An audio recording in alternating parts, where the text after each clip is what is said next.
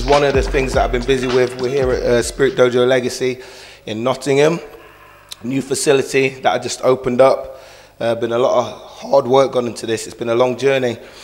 You know, we started at the YMCA, went to a small unit about 10 minutes from here, and now we've got this large 4,000 square foot unit, and we're doing work here. So yeah, if you ever come to Spirit Dojo Legacy, you'll be coming down these stairs.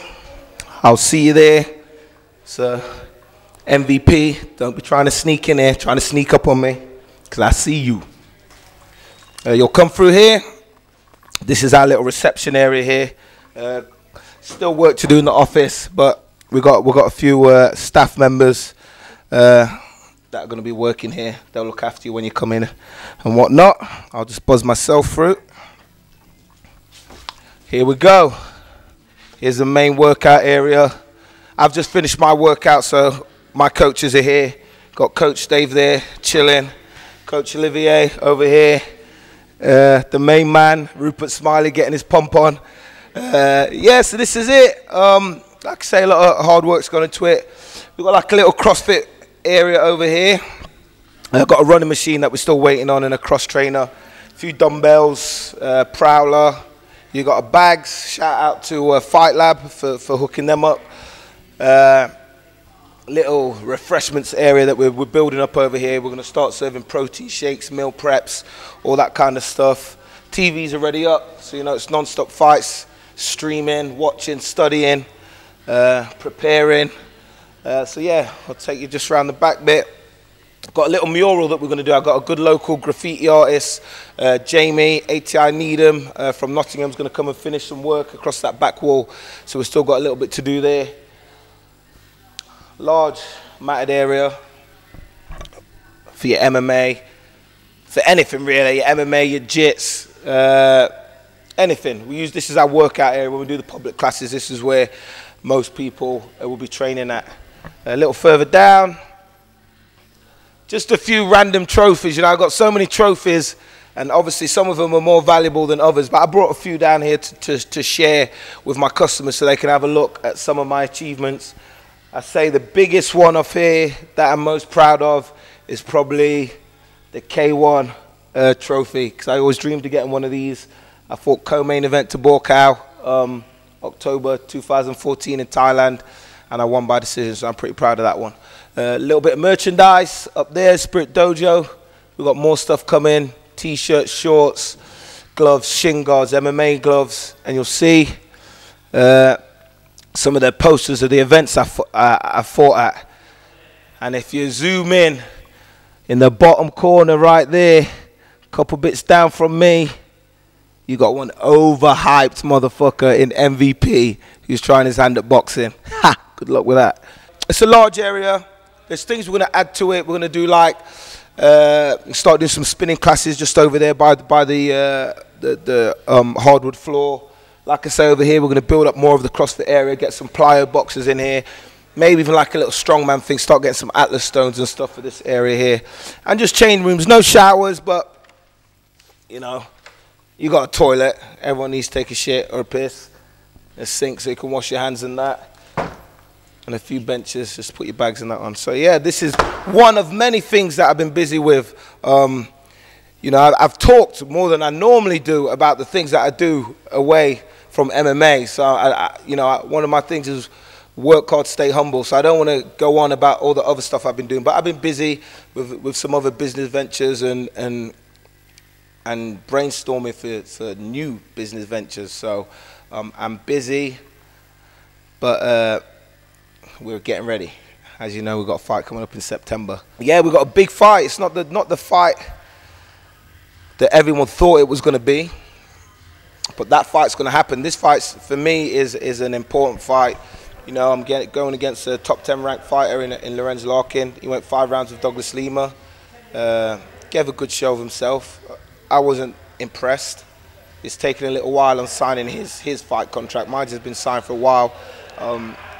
He hasn't signed his. But the fight's going to happen. You know, we've seen the video that he put out. We know the fight's going to happen. So I'm working towards that, September 23rd. This is my first week sparring. You know, I always stay busy, so I've been running, I've been hitting pads, I've been doing my jiu-jitsu down here with Coach Lee Bound. But yeah, this is like the real first, you know, intense week of fight preparations. It's Thursday now, I'm a bit tired. We had a good spar on Tuesday. Challenge Semtex, I've got a lot of young, hungry, up-and-coming fighters. Too many to name, but MMA fighter from Nottingham to look out for, Carl Bomber Booth 7, 1-0, fighting over at Brave at the moment. He's a future star, and the guy's been giving me some good rounds. You know, my boy Walter's been up here, the Black Sniper. He'll be back next week to give me some rounds. So we're going to start to get ready. I think we've got 7 weeks to really turn it up. So it's going to be good. It's going to be good prep. So yeah, we took the Larkin fight. You know, it's a good fight. It's a tough fight. For me, it's an ideal fight in that it's still ranked in the top 10. And the MVP fight is going to happen, hopefully, fingers crossed, 2018 summertime, like the SummerSlam, like the WWF and WWE wrestling days.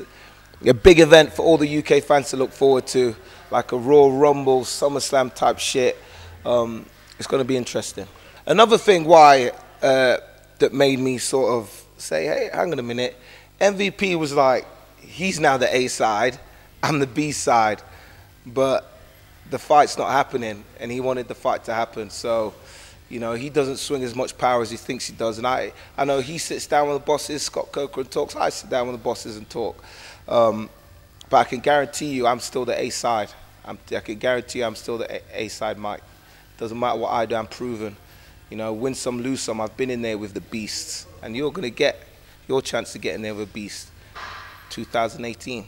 This is when me and Mike, we were cool. But I remember at one of the press conferences back in London, he felt the need to say that he was sparring James DeGale and Chris Eubank Jr. And, you know, Chris Eubank spat his dummy out and James DeGale was embarrassed and stuff like this. But I don't believe that, and I don't truly think that he believes that. I think he's just doing his whole PR thing. And I just think it's going to be interesting to see him in the boxing ring, you know.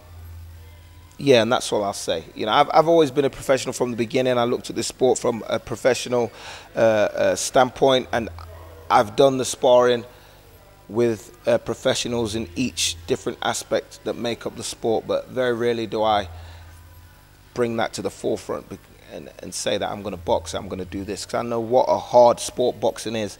And I will be impressed if Mike goes in there with genuine competition and does well. I'll be very impressed.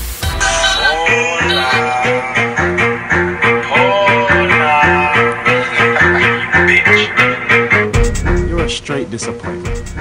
You are forever going to be known as Paula Tampax Daley. That is your legacy. Yeah, that one's a good one. Do you know what? It would get under my skin, but I've been there. I've done that. I've done done what he's doing. I'm years ahead of him. You know, I did the whole cost check hair competition, that whole Photoshop thing. You know, I was doing this way back. I'm past it. What interests me and what gets under my skin is the fact that this is being billed as a UK rivalry, and I love that. I love that it's going to be as big as it's going to be. I love that, you know, MVP is such an awkward fight stylistically to prepare for. That makes me interested in getting ready for the fight. I love that I'm going to be making money. You know, we got bills to pay, so you know that's what's driving me, not this bullshit that he's doing online. Because in all honesty, I only see that when fans send it to me. Have you seen what MVP's done? So I only have Facebook, so half the stuff he's doing on all the other social media outlets that he's doing his thing on, I don't see it. I don't see it until someone says, have you seen this? So to be honest with you, I ain't interested. When the fight is signed, we're there. We do the weigh-in, we do the whole press conference thing. We're down at Wembley or wherever the fight might take place, and we face off, and the realization sets in for both of us. Then we're going to see who's a man and who's a child. Well, I'm going to say this. This is an exclusive because it hasn't been put out there yet. But what's the guy's name? Let me get the guy's name first. Shit, I'm not going to remember his name. Who is the guy from Team Titan who went to American Top Team with the bald head. Jake Boswick. I heard Jake Boswick knock you the fuck out in sparring. That's real talk from a few people. You're going to let this guy knock you out in sparring. You know, Jake Boswick, tough guy. Hell of a tough guy. But Jake Boswick and Semtex in the same league? I don't think so. You got knocked the fuck out, and that's real talk. You got knocked out by Jake Boswick, and you want to get in there with me?